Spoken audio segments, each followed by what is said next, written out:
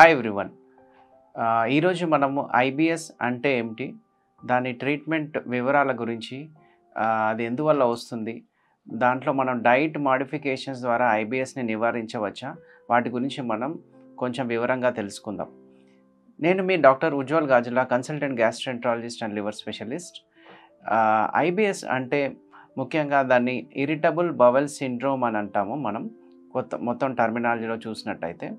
అసలు ఐబిఎస్ ఎందువల్ల వస్తుంది, దాని లక్షణాలు ఏంటిదో మనం కొంచెం వివరంగా లోపలికి వెళ్ళినట్టయితే, ముఖ్యంగా ఇరిటబుల్ బవెల్ సిండ్రోమ్ అనేది పేషెంట్స్ యూజువల్గా మన దగ్గరికి అబ్డామినల్ పెయిన్ అంటే కడుపు భరించడానికి కడుపు నొప్పి అని, బ్లోటింగ్ కడుపు ఉబ్బరము, అంతేకాకుండా ఎవ్రీ టైం మోషన్ అర్జ్ అంటే కొంచెం మోషన్ వెళ్ళగానే మళ్ళీ రావాల్సిన వస్తున్నట్టు ఫీలింగ్ రావడం వాళ్ళకి, అయ్యే కాకుండా లైట్ హెడెడ్నెస్ అంటే హెడేక్ రావడము, అయ్యే కాకుండా anxiety stress related issues associate అయ్యి ఐబిఎస్లో ఉంటుంటాయి. ఇవే కాకుండా కొంతమందికి ఐబిఎస్ కాన్స్టిపేషన్ అంటే ముఖ్యంగా మలబద్ధకం, మోషన్స్ ఫ్రీగా రాకపోవడం, అలాంటి సిమ్టమ్స్తో కూడా కొంతమంది ప్రజెంట్ అవుతారు. అదే కాకుండా ఐబిఎస్ డయేరియాలో ముఖ్యంగా ఎప్పుడు number of times motions pass చేయడం, ఎస్పెషల్లీ ఫుడ్ తినంగానే ఇమీడియట్గా వాష్రూమ్ వెళ్ళడం, ఇలాంటి సిమ్టమ్స్ మనం ఇరిటబుల్ బవెల్ సిండ్రోమ్ డయేరియా కాంపోనెంట్లో చూస్తుంటాం.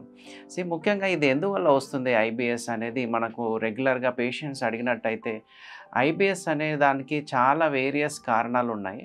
ముఖ్యంగా ఏంటంటే గట్ అంటే మన పేగులో ఉన్న బ్యాక్టీరియల్ చేంజెస్ రావడం వల్ల, ముఖ్యంగా ఏంటంటే మనకి గట్లో good bacteria and bad bacteria అనే వేరియస్ కంపోనెంట్స్ ఉంటాయి.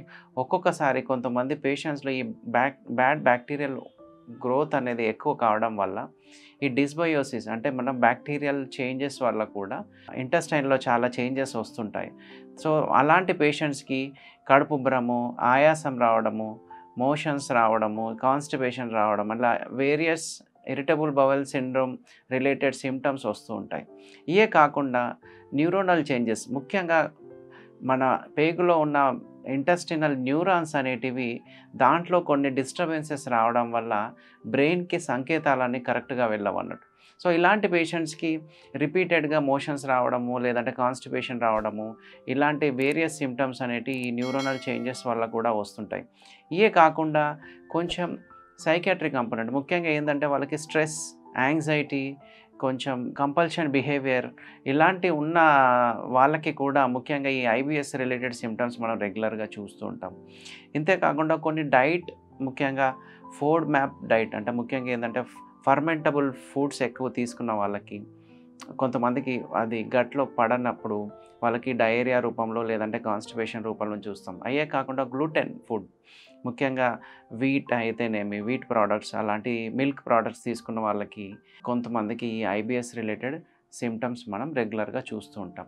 అయితే దీన్ని మనం ఎలా ట్రీట్ చేయవచ్చు, దాన్ని ఎలా నివారించవచ్చు అనే దాని గురించి మనం నెక్స్ట్ వీడియోస్లో చూస్తాం. Thank you.